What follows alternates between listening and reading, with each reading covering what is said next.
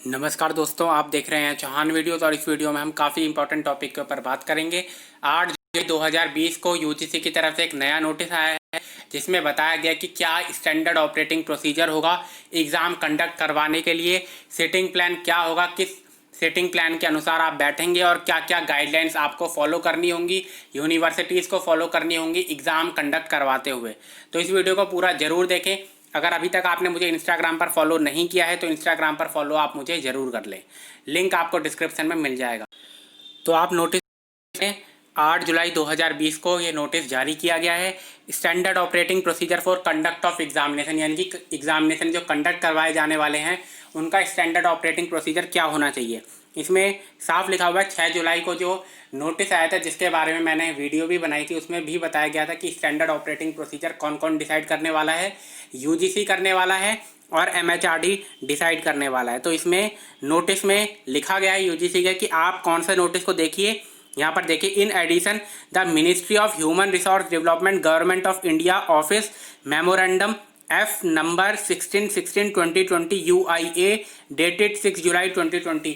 तो इस नोटिस को आप देखिए और वहाँ पर से आपको अपना सिटिंग प्लान भी पता चलेगा और साथ में पता चलेगा कि क्या क्या गाइडलाइंस हैं, स्टैंडर्ड ऑपरेटिंग प्रोसीजर हैं एग्ज़ाम कंडक्ट करवाते वक्त एग्ज़ाम सेंटर को जो अप्लाई करनी है, जो आपको अप्लाई करनी है।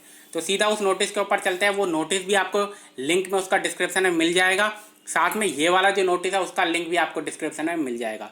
तो दोनों नोटिस को आप खुद भी पढ़ सकते हैं, खुद भी देख सकते हैं। ये एक पन्ने का नोटिस है, इसको मैं पूरा आपको दिखाऊं तो ये एक पन्ने का नोटिस है, ठीक।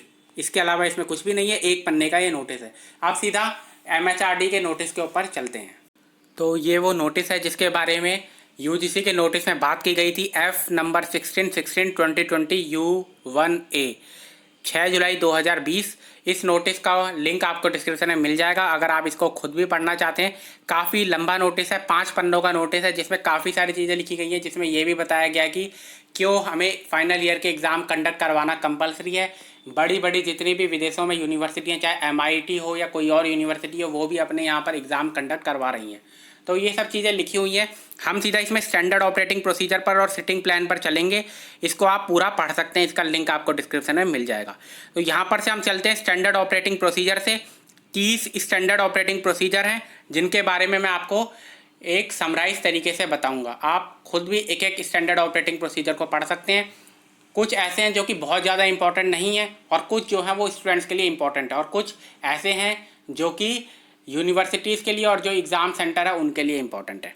तो सबसे पहला देख लेते हैं, the instructions guidelines and order issued by the central and state governments concerning the opening of educational institutions and safety and health should be avoided by the university and college, however they may develop more stricter provisions and guidelines. यानी कि जो भी guidelines दी गई है UGC की तरफ से और यूनिवर्सिटी की तरफ से उनको तो फॉलो करना ही है, लेकिन एक्स्ट्रा गाइडलाइंस भी लागू की जा सकती है। यानी कि जो सिक्योरिटी है या अरेंजमेंट जो है उनको और स्ट्रिक्टर बनाया जा सकता है। सेकंड पॉइंट आपके लिए इंपॉर्टेंट है, स्टूडेंट्स जितने भी हैं उनके लिए इंपॉर्टेंट है, जिसमें लिखा हुआ है कि अगर ऐसा कोई स्टूडेंट है जिसका कंटेनमेंट जोन के अंदर आता है या उसको बाहर निकलने की इजाज़त नहीं है अपने एरिया से, तो जो यूनिवर्सिटी है या एग्ज़ाम सेंटर है, जो भी है यूनिवर्सिटी लोकल अथॉरिटी, वहाँ से वो पास बनवा सकता है अपने लिए, एक फ्री मूवमेंट के लिए पास बनवा सकता है और उसके बाद फिर उसको अलाउ कर दिया जाएगा, ठीक।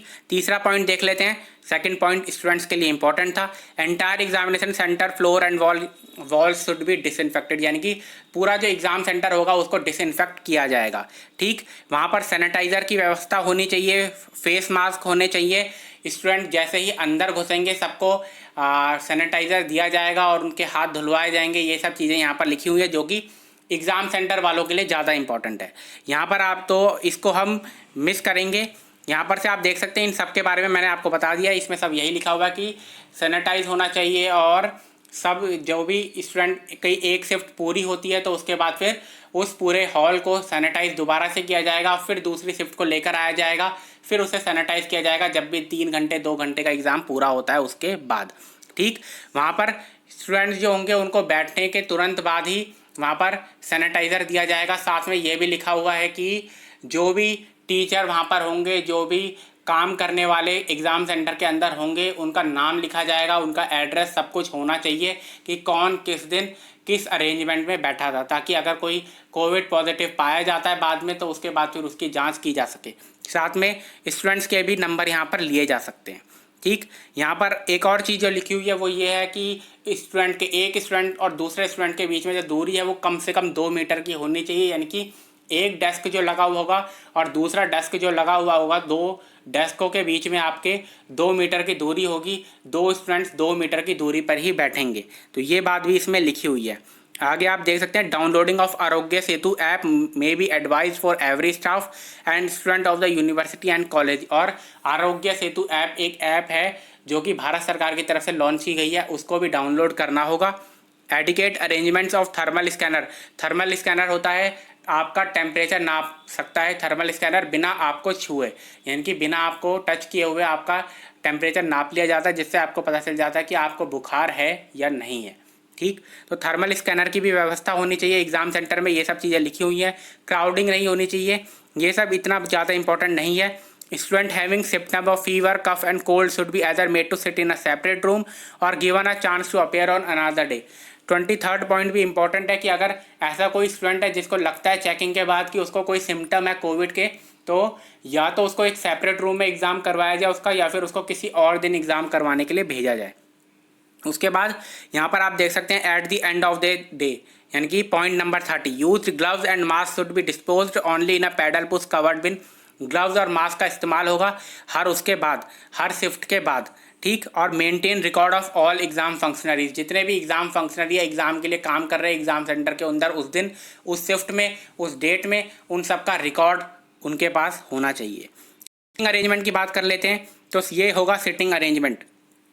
आप देख सकते हैं सैम्पल सीटिंग प्लान है ये, जो कि यहाँ पर होगा column number 1, column number 2, column number 3, column number 4। अगर 4 कॉलम है किसी एक रूम के अंदर तो कैंडिडेट का रोल नंबर अगर 1 है तो वो बैठेगा। उसके बाद एक डेस्क को एम्प्टी रखा जाएगा, खाली रखा जाएगा। उसके बाद दूसरे स्टूडेंट को बैठाया जाएगा। उसके बाद डेस्क को एम्प्टी रखा जाएगा, एक डेस्क को खाली रखा जाएगा, फिर तीसरे को बैठाया जाएगा, फिर उसको खाली रखा जाएगा, फिर फोर्थ को बैठाया जाएगा। इस तरीके से आपका सिटिंग प्लान होगा, यानी कि 2 मीटर की दूरी जो है वो आपके लिए बनाई जाएगी। इसके अलावा भी स्टैंडर्ड ऑपरेटिंग प्रोसीजर इसमें ऐड किया जा सकता है, जैसा कि इसमें गाइडलाइंस में लिखा हुआ है कि आगे भी इसमें अगर ज़रूरत पड़ती है, कोई नई ज़रूरत पड़ती है स्वास्थ्य मंत्रालय की तरफ से, तो उसको ऐड किया जा सकता है। लेकिन इस समय जो गाइडलाइंस में दिया हुआ है स्टैंडर्ड ऑपरेटिंग प्रोसीजर वो 30 पॉइंट्स का है। ठीक, इसको आप खुद भी पढ़ सकते हैं। इसमें मैंने जितना भी समराइज़ करके आपको बताया जा सकता था कम शब्दों में, वो मैंने आपको बता दिया है कि सैनिटाइज का इस्तेमाल किया जाएगा। जो भी स्टूडेंट वहाँ बैठेंगे उससे पहले पूरे कमरे को सैनिटाइज़ किया जाएगा। उसके बाद स्टूडेंट जब एग्ज़ाम दे देंगे उसके बाद भी कमरे को फिर से सैनिटाइज़ किया जाएगा। उसके बाद ही नेक्स्ट शिफ्ट को बुलाया जाएगा। जो भी एग्ज़ाम कंडक्ट करवा रहे होंगे उनका पूरा रिकॉर्ड रखा जाएगा। उनको ग्लव्स, फेस मास्क का इस्तेमाल करना होगा।